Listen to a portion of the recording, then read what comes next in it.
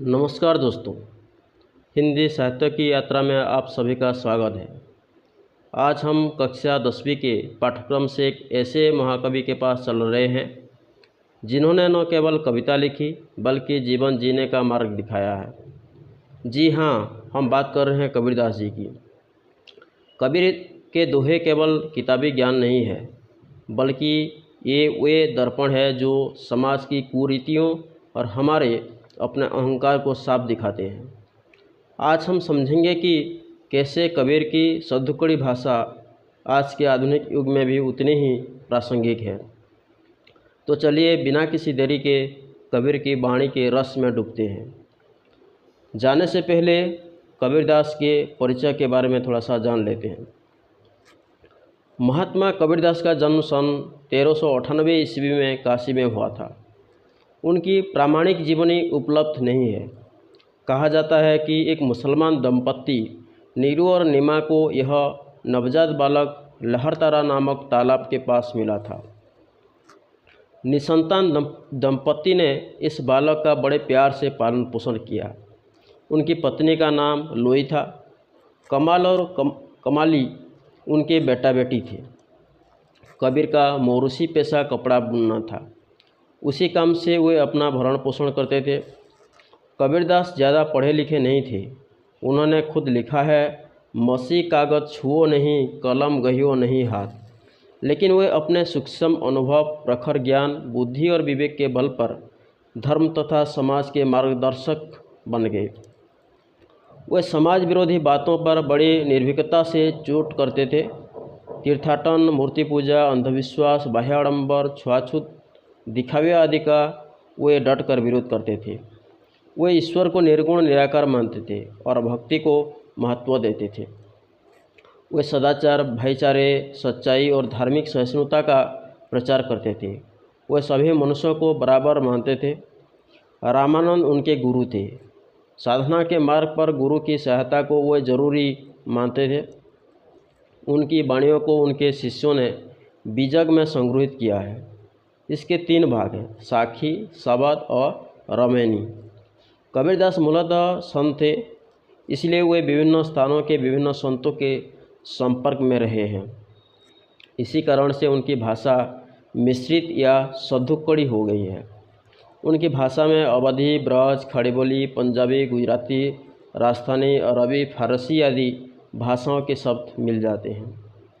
उनके मानवतावादी विचार समाज को बहुत प्रभावित करते हैं। कबीरदास की चित्र से दोहा शुरुआत करते हैं क्लास 10वीं की। चलो देखते हैं पहला दोहा जो उनका है क्या है। पहला दोहा, सांच बराबर तब नहीं, झूठ बराबर पाप, जाके हृदय सांच है, ताके हृदय आप। इसका हम ऑडियो क्लिप भी लिए हैं, थोड़ा ऑडियो क्लिप को सुनिए। सांच बराबर तप नहीं, झूठ बराबर पाप, जाके हृदय सांच है, ताके हृदय आप। सांच बराबर तप नहीं, झूठ बराबर पाप, जाके हृदय सांच है, ताके हृदय आप। सांच बराबर तप नहीं, झूठ बराबर पाप, जाके हृदय सांच है, ताके हृदय आप।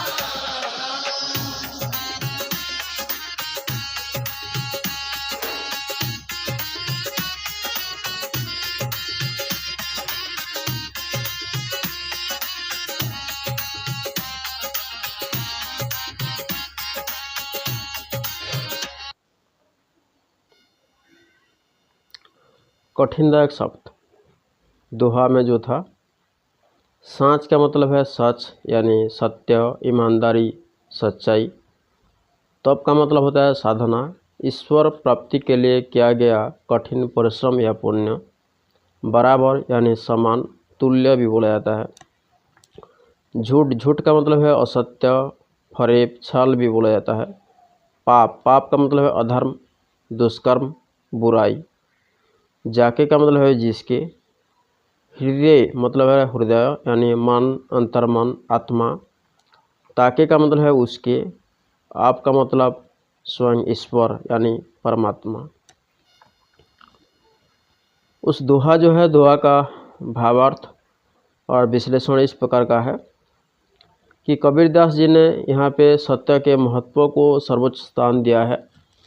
सत्य की महिमा के ऊपर उन्होंने बोले हैं कि संसार में सत्य बोलने से बड़ी कोई तपस्या नहीं है।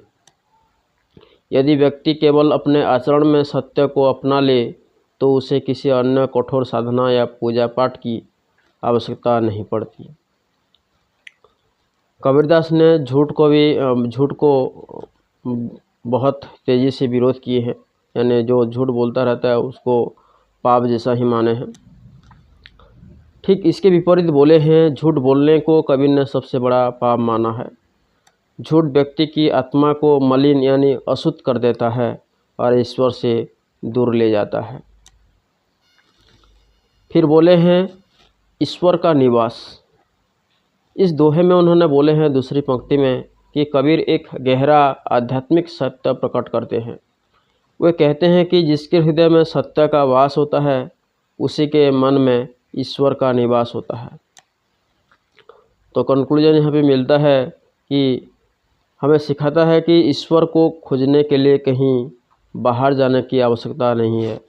यदि हम अपने हृदय को छल कपट से मुक्त रख कर सत्य के मार्ग पर चलते हैं तो ईश्वर हमारे स्वयं के हृदय में विराजमान होते हैं। इसी दोहा के आधार पर हम कुछ प्रश्न व्यंग लिए हैं, उसको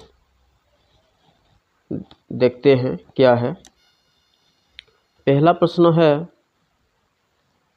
कवि के अनुसार सत्य की तुलना किससे की गई है?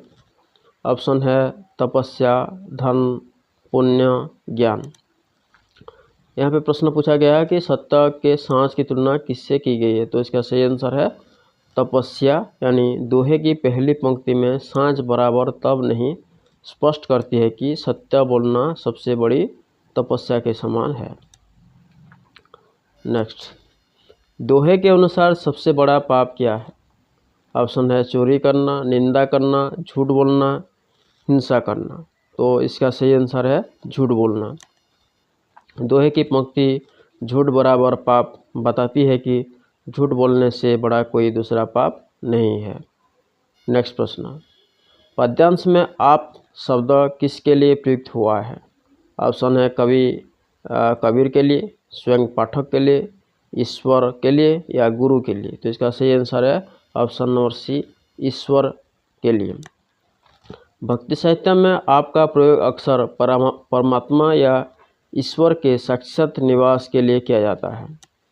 नेक्स्ट प्रश्न, सत्य बोलने वाले व्यक्ति के हृदय में किसका वास होता है? ऑप्शन है समाज का, शांति का, अहंकार का या परमात्मा का। तो इसका सही आंसर है ऑप्शन नंबर डी, परमात्मा का।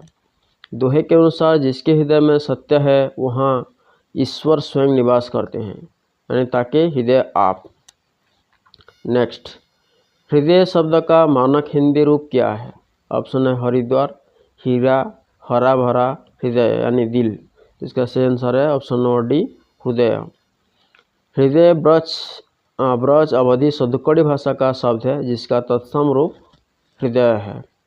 नेक्स्ट, इस दोहे का मुख्य संदेश क्या है? ऑप्शन है पापों से डरना, मौन रहना, जीवन में सत्य का पालन करना, कठिन तपस्या करना। तो इसका सही आंसर है जीवन में सत्य का पालन करना। पूरा दोहा सत्य की महिमा और झूठ के त्याग पर बल देता है जो जीवन का मूल मंत्र होना चाहिए। नेक्स्ट है, सत्य को तप के बराबर क्यों माना गया है? ऑप्शन है क्योंकि सत्य बोलना बहुत कठिन है, क्योंकि यह मुफ्त है, क्योंकि इसमें बहुत समय लगता है, क्योंकि इसे केवल ऋषि करते हैं। तो इसका सही आंसर है ऑप्शन नंबर ए, क्योंकि सत्य बोलना बहुत कठिन होता है। तपस्या की तरह सत्य के मार्ग पर चलने के लिए बहुत धैर्य, साहस और आत्मनियंत्रण की आवश्यकता होती है। नेक्स्ट प्रश्न है, झूठ को पाप के बराबर बताकर कवि क्या चेतावनी देना चाहते हैं? ऑप्शन है कि झूठ बोलने से सज़ा मिलेगी, कि झूठ आत्मा को अपवित्र करता है, कि झूठ से धन की हानि होती है, कि झूठ बोलना कानूनी अपराध है। तो इसका सही आंसर है ऑप्शन नंबर बी, कि झूठ आत्मा को अपवित्र करता है। यानी पाप का अर्थ है आत्मा का बोझिल होना और ईश्वर के निवास के अयोग्य हो जाना। नेक्स्ट है, यह दोहा किस प्रसिद्ध कवि संत की रचना है? ऑप्शन है सूरदास, तुलसीदास, रहीम और कबीरदास। इसका सही आंसर है कबीरदास। यानी सत्य, नैतिकता और आडंबरों पर प्रहार करने वाली साखियों और दोहे कबीरदास जी की पहचान है।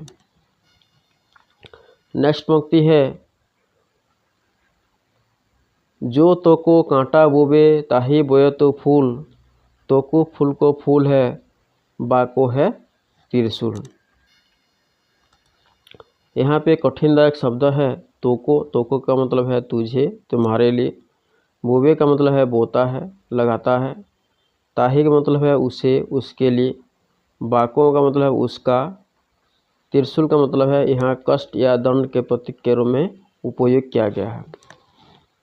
दूसरा जो दोहा था, उस दोहे के हिसाब से हम एक छोटा सा वीडियो क्लिप दिए हैं, उसको सुने और देखें।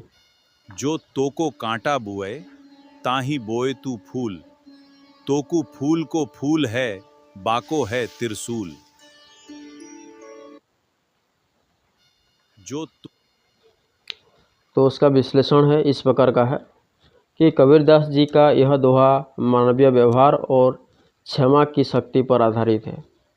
उन्होंने संदेश दिए हैं सद्भावना का। कबीर कहते हैं कि जो व्यक्ति तुम्हारे रास्ते में कांटे बिछाता है या तुम्हारा बुरा करता है, तुम उसके बदले में भी उसके लिए फूल बो, अर्थात उसके साथ भी अच्छा करो। परिणाम क्या होगा? ऐसा करने से तुम्हें बदले में फूल ही मिलेंगे, यानी सुख और सम्मान मिलेगा, जबकि बुरा करने वाले को उसके कर्मों का दंड त्रिशूल के समान कष्ट के रूप में मिलेगा। तो निष्कर्ष यही निकलता है कि यह दोहा में हमें द्वेष छोड़कर परोपकार और सहनशीलता का मार्ग अपनाने की प्रेरणा देता है। पहले दोहा के हिसाब से दूसरे दोहा में भी हम कुछ प्रश्न लिए हैं। प्रश्नों को ध्यान से सुनिए, देखिए, समझिए और एग्जाम के लिए तैयारी करें। पहला प्रश्न है, दोहे के अनुसार यदि कोई आपके रास्ते में कांटा बोता है, यानी अर्थात आपका अहित करता है, तो आपको क्या करना चाहिए? ऑप्शन है उसके मार्ग में फूल बिछाने चाहिए, उसे मार्ग से हटा देना चाहिए, उसके लिए भी कांटा बोना चाहिए, या उससे दूरी बना लेनी चाहिए। तो इसका सही आंसर है ऑप्शन नंबर ए, उसके मार्ग में फूल बिछाने चाहिए। यानी कबीर के अनुसार बुराई का उत्तर अच्छाई से देना ही श्रेष्ठ मानवीय धर्म है। नेक्स्ट प्रश्न है, दोहे में फूल किसका प्रतीक है? ऑप्शन है सुंदरता और सुगंध का, प्रसन्नता और उत्सव का, कोमलता और शांति का, सद्गुणों और परोपकार का। तो यहाँ पे सही आंसर है ऑप्शन नंबर डी, सद्गुणों और परोपकार का। यानी फूल व्यक्ति के अच्छे व्यवहार, क्षमाशीलता और दूसरों के प्रति उपकार का प्रतीक है। नेक्स्ट प्रश्न, पंक्ति तोकू फूल को फूल है का क्या अर्थ है? ऑप्शन है तुम्हारे मार्ग में फूल खिलेंगे, लोग तुम्हारी प्रशंसा करेंगे, तुम्हारी अच्छाई का फल तुम्हें सुखद मिलेगा, तुम्हें बहुत सारे फूल मिलेगी। तो इसका सही आंसर है ऑप्शन नंबर सी, तुम्हारी अच्छाई का फल तुम्हें सुखद मिलेगा। इसका अर्थ है कि जो दूसरों की भलाई करता है उसे अंततः सुख और शांति ही प्राप्त होती है। नेक्स्ट प्रश्न, बुराई करने वाले के लिए त्रिशूल शब्द का प्रयोग किस संदर्भ में किया गया है? ऑप्शन है शारीरिक दंड के रूप में, पश्चाताप और कष्टकारी फल के रूप में, ईश्वर के क्रोध के रूप में, या समाज द्वारा अपमान के रूप में। तो इसका सही आंसर है पश्चाताप और कष्टकारी फल के रूप में। यानी जो दूसरों का बुरा करता है उसे अंततः अपने ही कर्मों के कारण कष्ट और पीड़ा भोगनी पड़ती है। नेक्स्ट है, इस दोहे में ताही और बाको शब्दों का क्रमशः क्या अर्थ है? ऑप्शन है सबको और सबका, उसको और उसका, मेरा और तुम्हारा, यहाँ और वहाँ। तो इसका सही आंसर है उसको और उसका। यानी ब्रज और अवधि मिश्रित सदुक्कड़ी भाषा में ताहे का अर्थ है उसको और बाको का अर्थ है उसका या उसके लिए ही प्रयोग हुआ है। नेक्स्ट प्रश्न है, कबीर के इस दोहे का मुख्य नैतिक संदेश क्या है? ऑप्शन है कांटों से बचकर फूल की खेती करनी चाहिए, प्रतिशोध के स्थान पर परोपकार श्रेष्ठ है, जैसे को तैसा व्यवहार करना चाहिए, या शक्तिशाली को क्षमा नहीं करना चाहिए। तो इसका सही आंसर है प्रतिशोध के स्थान पर परोपकार श्रेष्ठ है। यानी यह दोहा सिखाता है कि बदला लेने से द्वेष बढ़ता है, जबकि उपकार करने से शत्रुता समाप्त हो सकती है और कर्ता को सुख मिलता है। नेक्स्ट प्रश्न है, इस दोहे में किस प्रकार की जीवन पद्धति को अपनाने का सुझाव दिया गया है? ऑप्शन है आदर्शवादी और सकारात्मक जीवन, डरपोक और दब्बू जीवन, स्वार्थी जीवन, या व्यावसायिक और चालाक जीवन। तो इसका सही आंसर है आदर्शवादी और सकारात्मक जीवन।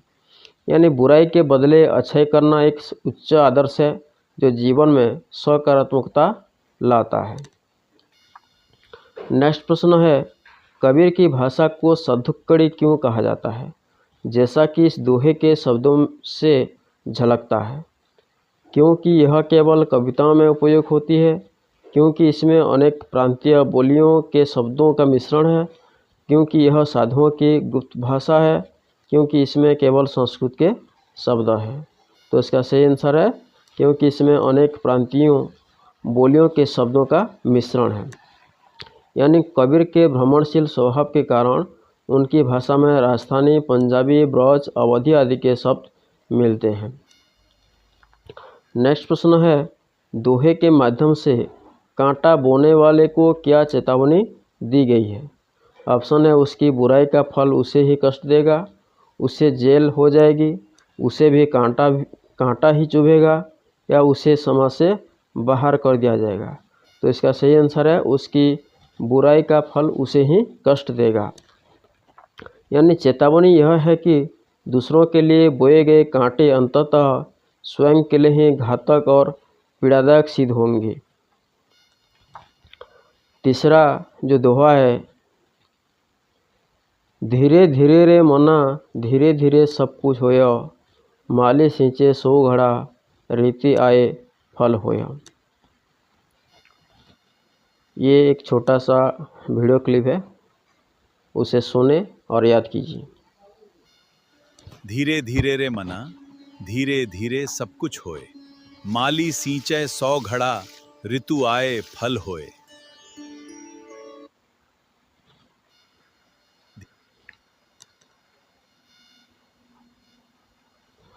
कुछ कठिनदायक शब्द है यहाँ पे। मना का मतलब है मन या हृदय, होया का मतलब है होता है, सींचे यानी सिंचाई करना या पानी डालना, 100 घड़ा यानी बहुत अधिक मात्रा में पानी, यानी एक प्रतीक के रूप में ही बताया गया है। ऋतु का मतलब है उचित समय या मौसम आने पर, फल होए यानी फल प्राप्त होना। इस दोहे में कबीरदास ने इस प्रकार वर्णन किए हैं। कबीरदास बताए हैं कि धैर्य का महत्व समझा रहे हैं। उनका कहना है कि धैर्य रखें, हे मन तू धीरज रख, जल्दीबाज न कर। संसार में जो कुछ भी घटित होता है वह अपने नियत समय पर ही होता है। उदाहरण, जैसा एक माली किसी पौधे में भले ही 100 घड़े पानी क्यों न डाल दे, लेकिन उस पौधे में फल तभी लगेगा जब उसके पकने की उचित ऋतु आएगी। तो उसमें हमको शिक्षा मिलती है कि हमें अपने जीवन में भी मेहनत के साथ साथ धैर्य रखना चाहिए। हर कार्य को सिद्ध होने में एक निश्चित समय लगता है, जिसे बदला नहीं जा सकता है।